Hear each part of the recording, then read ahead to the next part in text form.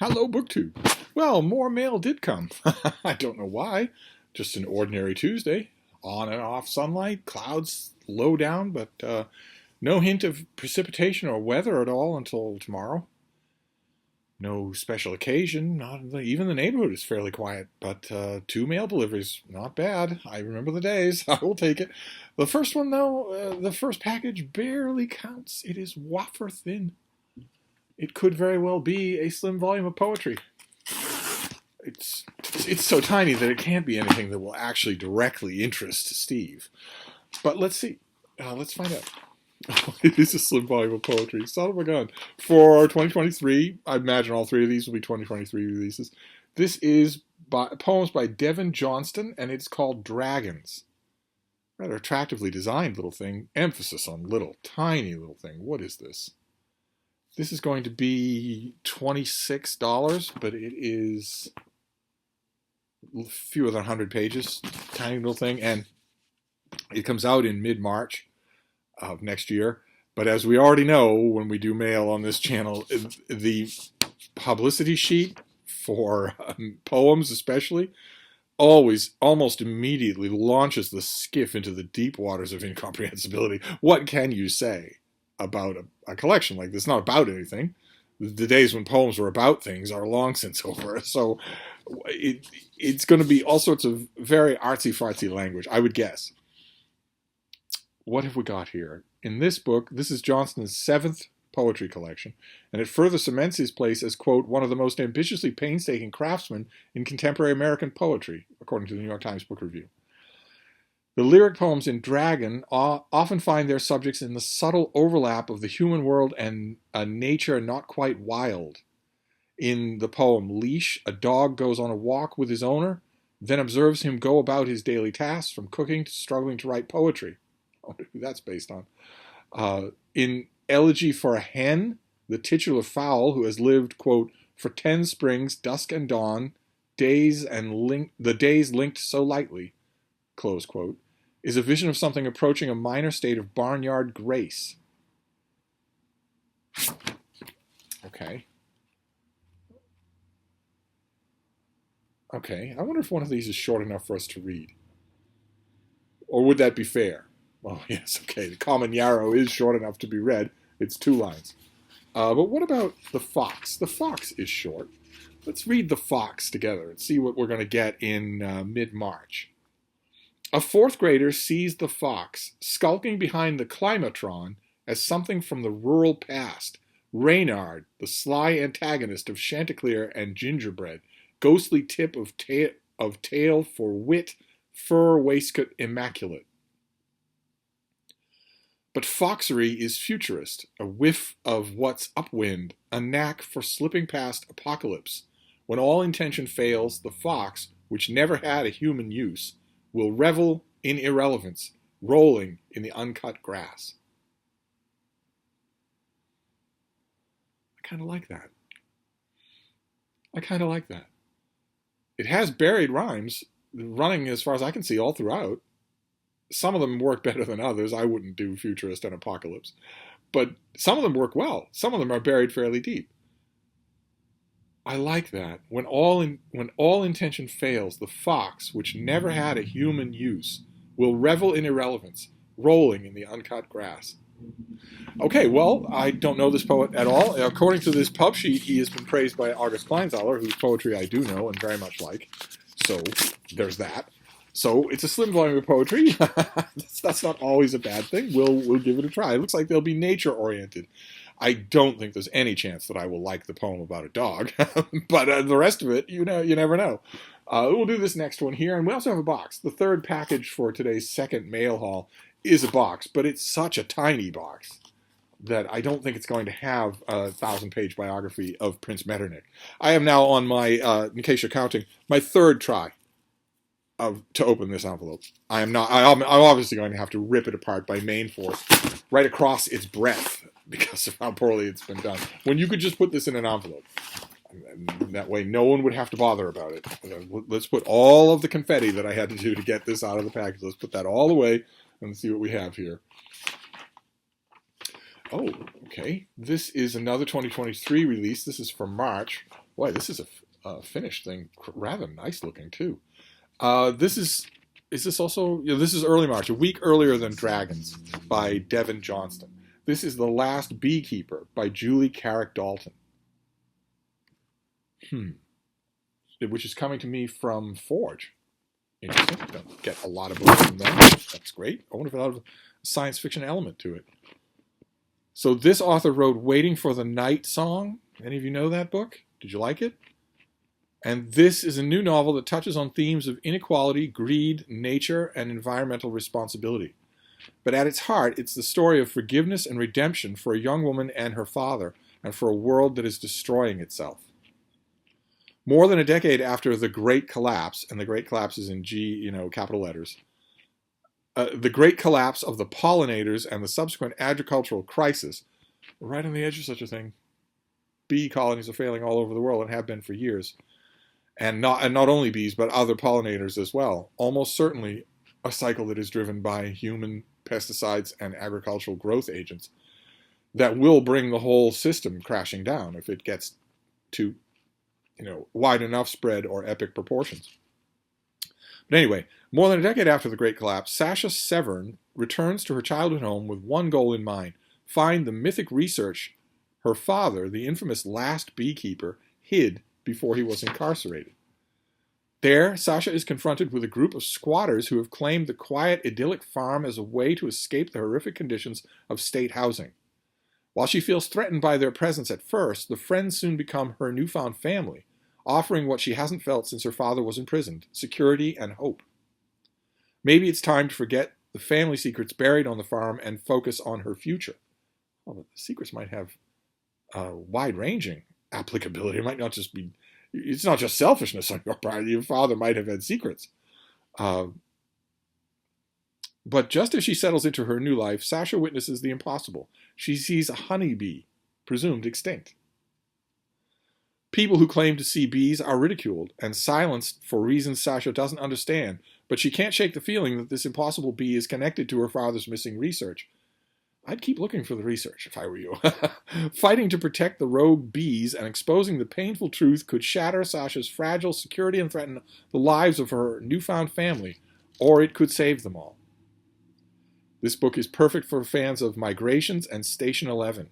It's a celebration of found family, and I knew that was coming. Absolutely knew that was coming. It can be very touching, but the reason that it is a radical left term and talking point, the reason that quote-unquote found family is a radical left talking point, is specifically to undergird, to strengthen the urge to break away from your actual family, and to cut them dead and to destroy them on social media. Once upon a time, for all of my life, I have been an absolutely passionate proponent of what is now known as found family. If you'd have asked me in the 50s, the 60s, the 70s, the 80s, if you'd asked me at any of those times, will there ever come a time when that phrase will be common and you won't like it? I would have said no. No, it's a great idea. You're, in the non-toxic, non-Twitter sense of the term, your found family is often profoundly more enjoyable, more trustworthy, more healthy than your biological family.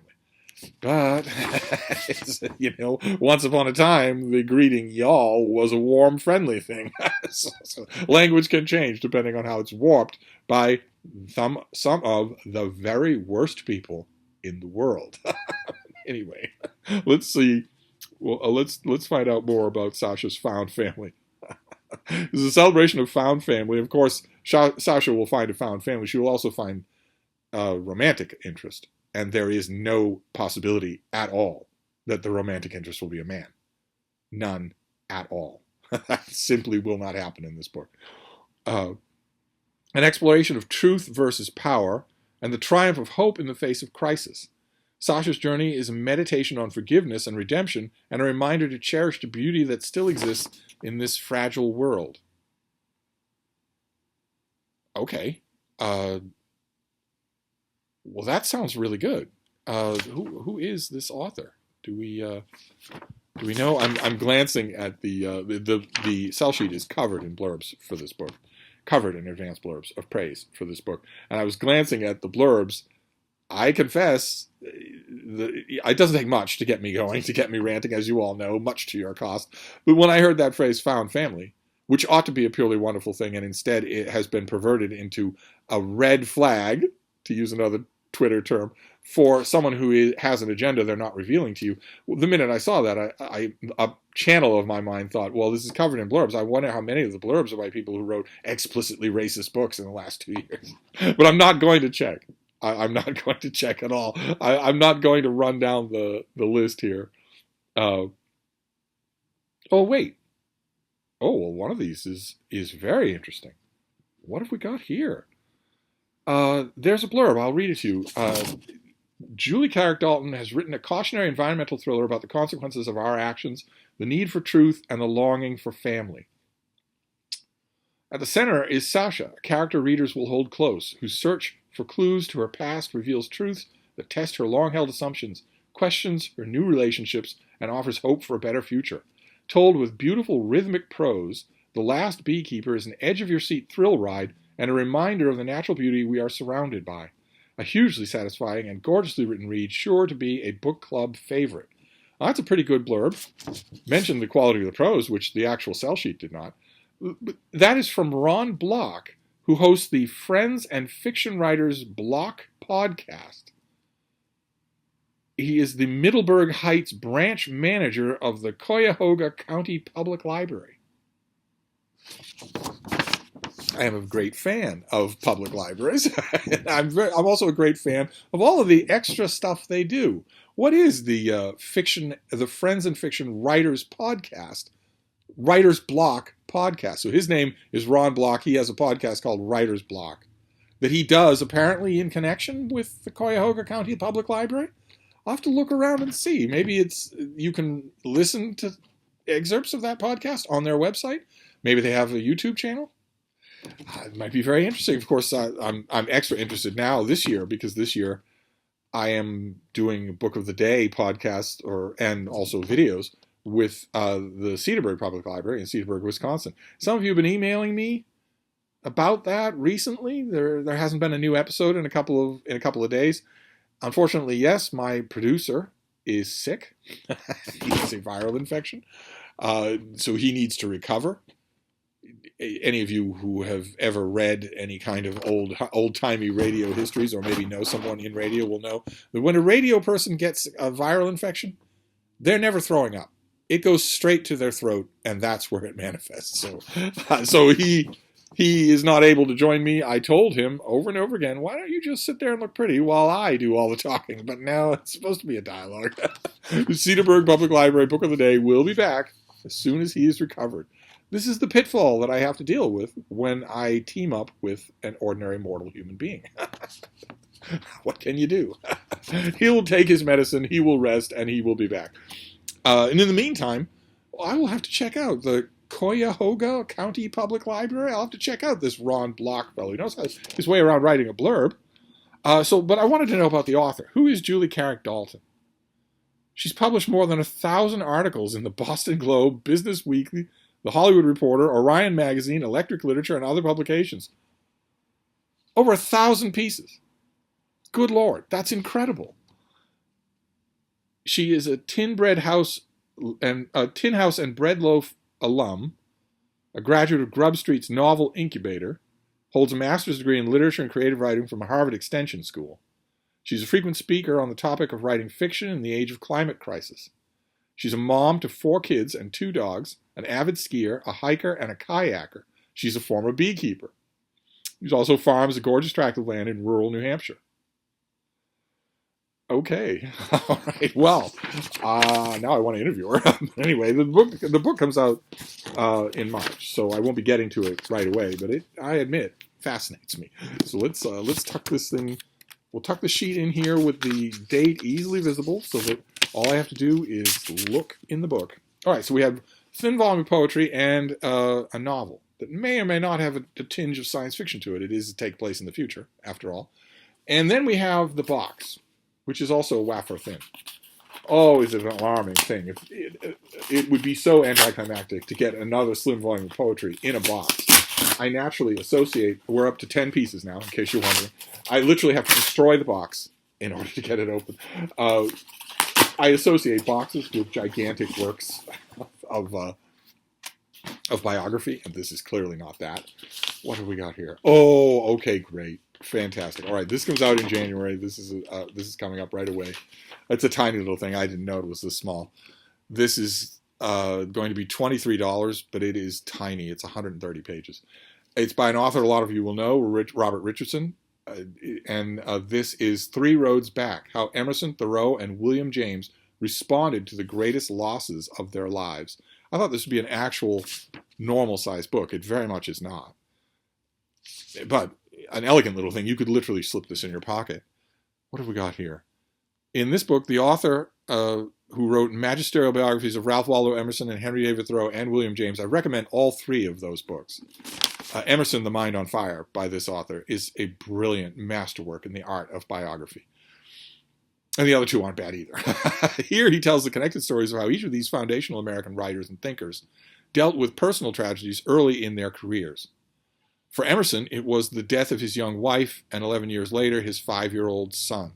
For Thoreau, it was the death of his brother, and for James, it was the death of his beloved cousin, Minnie Temple. Filled with rich biographical detail, well, not filled that much, containing rich biographical detail might have been a better way to put it. It's not filled with anything. Filled with rich biographical detail and unforgettable passages from the journals and letters of Emerson, Thoreau, and James, these vivid and moving stories of loss and hard-fought resilience show how the writer's responses to these deaths helped spur them on to their greatest work, influencing the birth and course of American literature and philosophy. Okay. Well, this comes out in early January. I don't know. I don't remember off the top of my head if I have an advanced copy of this. I think if I did, I wouldn't be so surprised at the size of this thing. Maybe I didn't, just forgot. But anyway, we have a very slim volume of nonfiction to start the year. We have a work of ecological collapse fiction to start the year. And we have a slim volume of poetry to start the year. Dragons by Devin Johnston. That poem about a fox was not that bad. So there you go. That is the second mail haul for today. There will not be a third mail haul, so don't get your hopes up. I'm going to wrap this up, but I will be back. Thank you, BookTube.